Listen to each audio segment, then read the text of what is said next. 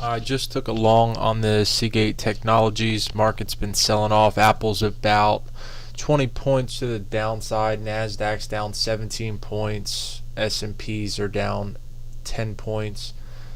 We had a large move right after we had that first initial sell-off off the open, and then they faded that ever since, took us below the prior day's low, and then we just continued down. Now the interesting thing is they took us above the prior day's high first, and then now we're at the prior day's low. So there's a lot of volatility in the markets right now. I go back to what I said yesterday about Goldman upgrading Apple and then tossing their position. That's what they do. That's why they're the leaders. And then they have the pundits on CNBC saying, well, Goldman upgraded Apple. They must see something. Now's a good time to buy. I don't buy it.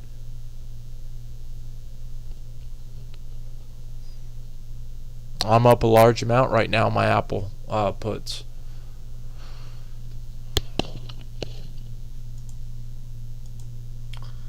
I'm currently long, 10 contracts of the 590 puts.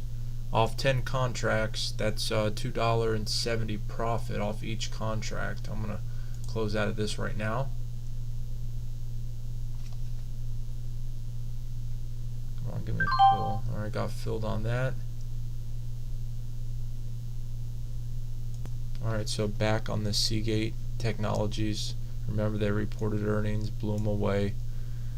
Came down. We had a prior month support level at 28.63, so that's when I went ahead, got in the position. I felt that 2,500 shares was the right size for this kind of trade.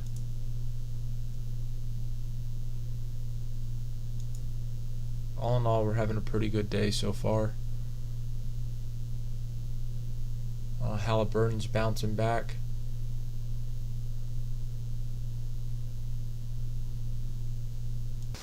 Remember, we have Chipotle reporting today after the close, so that's going to be interesting. They've been growing consistently. The last quarter came in about 9 cents shy from the previous quarter, but as long as we could score over $1.60, you could probably see a greater move, as long as inflation costs haven't hurt the company's profit margins.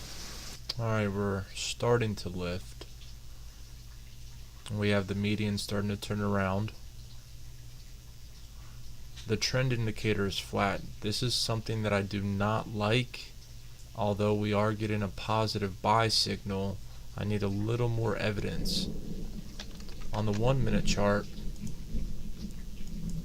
we have consistent higher lows. I do like that.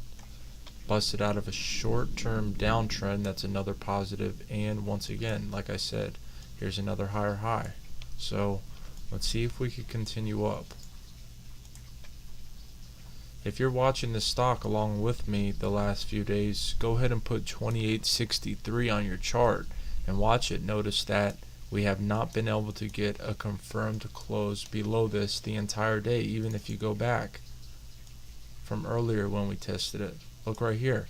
Check out the big wick. You would think that we'd close below it here. That was not the case. So I'll take my chances with this position. I'm pretty confident.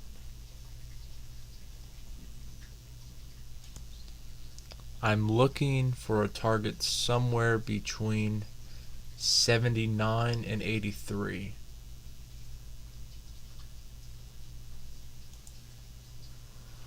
I will sell 500 of my shares. I'll try to sell them at 73. Actually, you know what? Let me raise that up a little. At 75. Alright, I just got filled on 500 at 75. Now just got a print of 78. I'm going to put 500 out at 79. Alright, got filled there, 79s. 80s print, try to get filled at 81, and we're just going to keep doing it like this. 500 more at 80.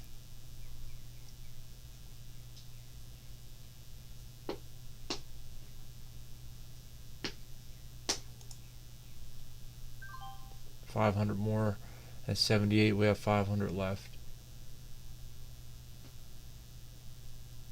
You know what? That's it.